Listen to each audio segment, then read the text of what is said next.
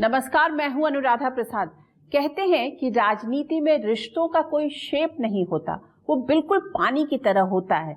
जिस तरह पानी बर्तन के हिसाब से आकार ले लेता है, उसी तरह राजनीति में रिश्ता हालात के मुताबिक अपना रुख बदल देता है।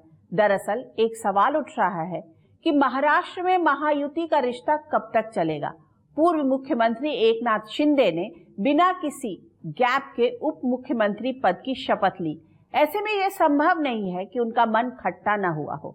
अजीत पवार को भी डिप्टी सीएम पद की शपथ दिलाई गई। मुख्यमंत्री फडणवीस, शिंदे और अजीत पवार के बीच किस तरह का रिश्ता रहेगा और कितनी दूर तक जाएगा। एक सवाल ये भी है कि फडणवीस की ताजपोशी के दौरान जिस तरह बिजनेस टाइकून से लेकर ग्लैमर की दुनिया के दिग्गज जमा हुए, उसके जरिए क्या संदेश देने की कोशिश हुई। सवाल इंडिया गठबंधन के साझेदारों के रिश्तों पर भी उठ रहे हैं। कांग्रेस और समाजवादी पार्टी के बीच ये कैसा रिश्ता है कि संसद में कांग्रेस के मुद्दे के साथ सपा खड़ी नहीं दिखाई देती और सपा के मुद्दे के साथ कांग्रेस नहीं। लोकसभा के भीतर नई सिटिंग व्यवस्था ने भी विपक्षी नेताओं के बीच दूरियां बढ़ा दी हैं। अब राहुल गांधी और अखिलेश यादव लोकसभा में अगल बगल की सीटों पर बैठे मुस्कुराते नहीं दिखेंगे।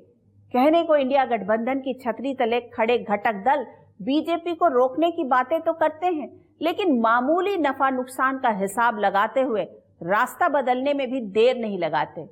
ऐसे में आज समझने की कोशिश करेंगे कि मौजूदा राजनीतिक माहौल में एनडीए के भीतर रिश्ते किस तरह परिभाषित हो रहे हैं। क्या महाराष्ट्र पॉलिटिक्स में जल्द कोई चौंकाने वाली खबर आ सकती है। राहुल गांधी और अखिलेश यादव के बीच किस तरह का रिश्ता है। कांग्रेस और आम आदमी पार्टी के बीच किस तरह की केमिस्ट्री काम कर रही है। बिहार चुनाव में आरजेडी और कांग्रेस के बीच गठबंधन की गांठ मजबूत होगी या कमजोर। आज ऐसे ही सवालों के जवाब तलाशने की कोशिश करेंगे अपने खास कार्यक्रम ये रिश्ता क्या बताता है।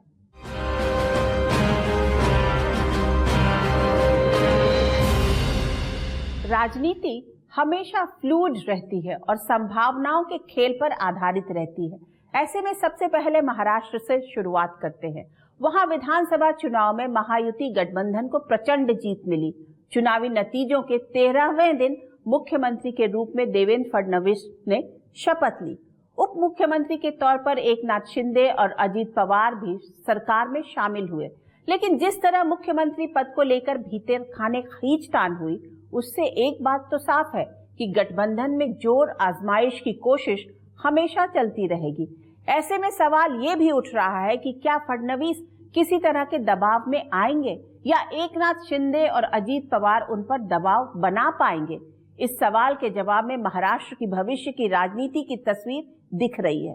ऐसे में दूर की सोच रखने वाले फडणवीस जरूर हिसाब लगा रहे होंगे कि महाराष्ट्र में भविष्य में बीजेपी के लिए कौन चुनौती बन सकता है। उद्धव ठाकरे के साथ भी उनकी केमिस्ट्री अच्छी रही है। मुख्यमंत्री बनने के बाद दूसरे दिन दिए गए इंटरव्यू में फडणवीस ने कहा कि उद्धव ठाकरे को मैंने खुद शपथ ग्रहण समारोह में आने का न्योता दिया था। कुछ मजबूरी रही होगी कि वो नहीं पहुंचे, लेकिन उन्होंने मुझे शुभकामनाएं दी। फडणवीस ने यहां तक कहा कि मैं विपक्ष का उसकी संख्या के आधार पर आकलन नहीं करूंगा, जो सही बात होगी उसे मानने की कोशिश करूंगा। इससे महाराष्ट्र में भविष्य में 3 तरह की तस्वीर उभरने के संकेत मिल रहे हैं। पहली तस्वीर, फडणवीस और उद्धव ठाकरे के बीच केमिस्ट्री बन सकती है। अगर ऐसा कुछ भी होता है तो एकनाथ शिंदे अलग रास्ता ले सकते हैं। शिंदे के आउट होने पर उद्धव ठाकरे की एंट्री हो सकती है। दूसरी तस्वीर, शरद पवार को तवज्जो मिलने पर अजीत पवार बिदक सकते हैं। तीसरी तस्वीर, बीजेपी खुद नहीं चाहेगी कि पब्लिक के सामने ऐसा संदेश जाए कि वो गठबंधन के दलों का इस्तेमाल कर उन्हें किनारे लगा देती है। लेकिन ऐसी स्थिति जरूर पैदा की जा सकती है जिसमें गठबंधन के पार्टनर खुद निकल जाएं। ऐसे में महाराष्ट्र की सियासत में फडणवीस, एकनाथ शिंदे और अजीत पवार के आपसी रिश्तों को भी समझना जरूरी है। साथ ही कौन एक दूसरे के साथ क्या चाहता है ये भी जानना जरूरी है।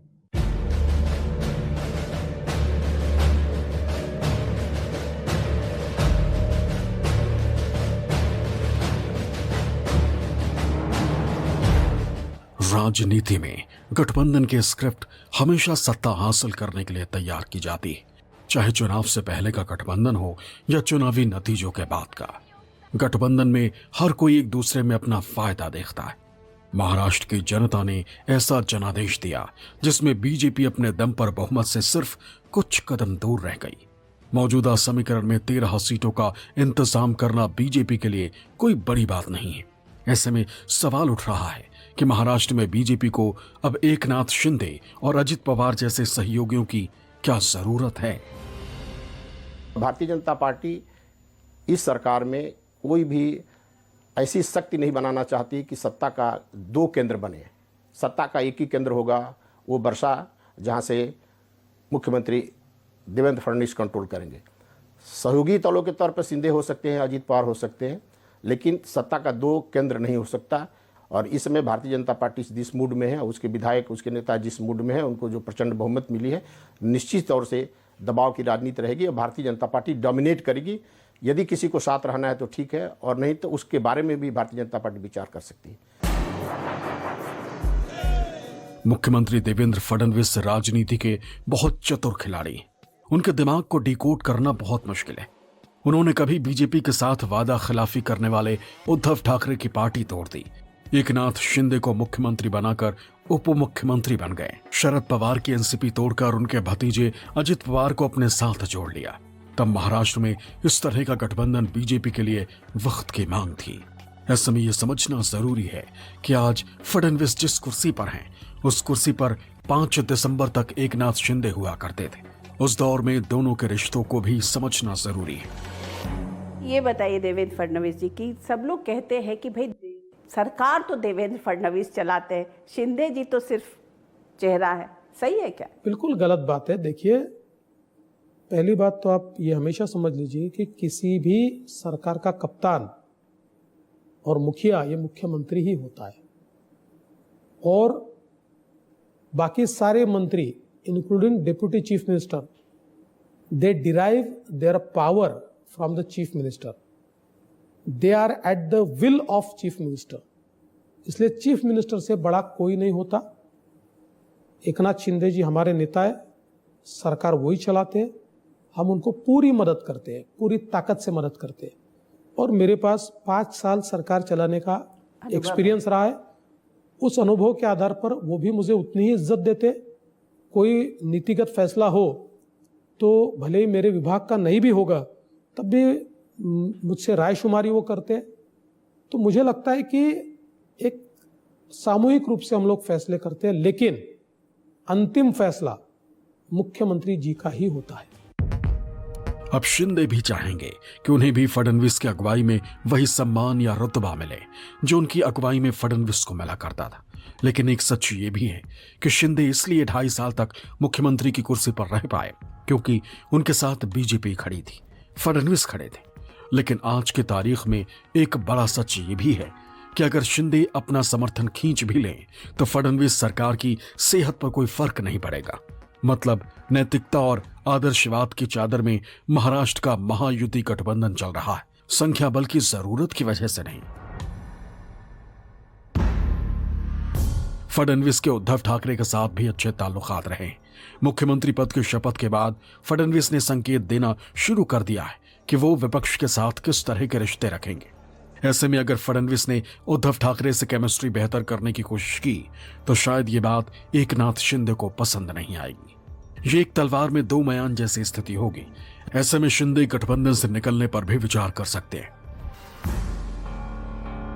एकनाथ शिंदे कहीं ना कहीं बार्गेन कर रहे थे कि मेरे नाम पे आपने चुनाव लड़ा है तो मुझे सीएमशिप मिलनी चाहिए, क्योंकि आपने क्लियर कट नहीं कहा था कि भाजपा का होगा या जिसके ज़्यादा है उसके हो गया, ऐसा आपने तो कुछ कहा नहीं था। ये वो बिटवीन द लाइन बता रहे थे एकनाथ शिंदे। लेकिन इसमें एक बात निकल गई कि कहीं ना कहीं शिंदे बहुत खुश नहीं है। आप उसे नाराज़ कहे या जो भी कहे, लेकिन शिंदे खुश नहीं है। शिंदे साहब भी जानते हैं कि यदि उन्होंने कुछ इधर उधर किया और उद्धव ठाकरे इधर आ गए तो मुश्किल होगी। तो मुझे नहीं लगता कि उद्धव ठाकरे अब कम से कम बीएमसी के जो चुनाव हैं उससे पहले कहीं मूव करेंगे। बदले सियासी माहौल में शिवसेना उद्धव गुट के नेता मिलिंद नार्वेकर ने हाल में अपने एक्स अकाउंट पर बाबरी विध्वंस से जुड़ी एक तस्वीर पोस्ट की थी। इसमें बाल ठाकरे का बयान लिखा गया था, जिन्होंने ये किया मुझे उन पर गर्व है भी शामिल था। इस बात से भड़के समाजवादी पार्टी के महाराष्ट्र अध्यक्ष अबू आसिम आजमी ने अपनी पार्टी को महाविकास अघाड़ी से अलग करने का ऐलान कर दिया। वो तो कह रहे थे कि मैं सेकुलर हो गया हूं और कांग्रेस और शरद पवार जी के साथ समाजवादी के साथ अलायंस किया था उन्होंने, उनको वो हार गए तो फिर खिसियानी बिल्ली खंबा नोचे, फिर वो जाकर के वही बात कर रहे हैं जो पहले करते थे। मैं समझता हूं कि फिर ये महाविकास अघाड़ी जो है वो चल नहीं पाएगी अगर ऐसा होगा तो। माना जा रहा है कि हिंदुत्व को लेकर उद्धव ठाकरे अपने पुराने रुख की ओर लौटने लगे।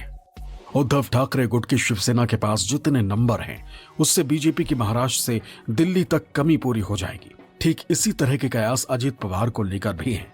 अगर बीजेपी ने शरद पवार गुट को जरा भी तवज्जो दी तो अजित पवार भड़क सकते हैं, लेकिन उनके पास भी कोई खास विकल्प नहीं। ऐसे में महायुति गठबंधन में बीजेपी, शिवसेना और एनसीपी का रिश्ता तब तक चलेगा जब तक मुख्यमंत्री फडणवीस की आंखों की पुतलियों के इशारे पर दोनों डिप्टी सीएम काम करते रहेंगे।